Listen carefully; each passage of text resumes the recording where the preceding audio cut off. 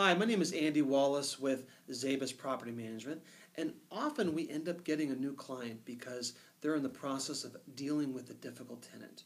There's a few things you can do to make that process easier. Now, while for most common things you can enter in a property for doing a repair, for instance, with 24 hours notice, that really is not going to work with most tenants. You always want to give them more time if possible.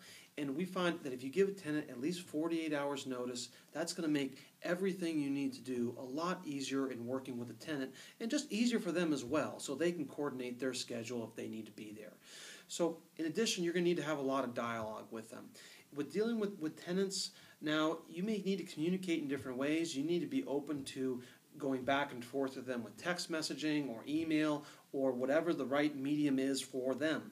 And so the more you can go back and forth and communicate with them in a rapid way, like how they're going to want to deal with that, is going to make things a lot easier for you.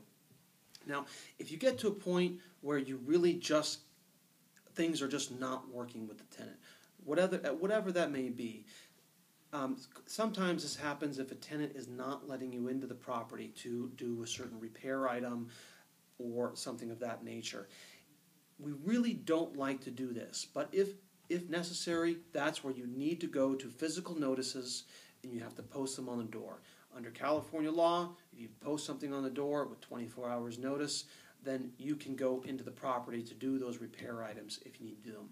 But really, that should be a last report. No tenant wants something posted on their door, and we really don't want to do that. It's much more about building a relationship with them and make things better for both parties. If you need any help at all, feel free to give us a call. We're happy to help you out.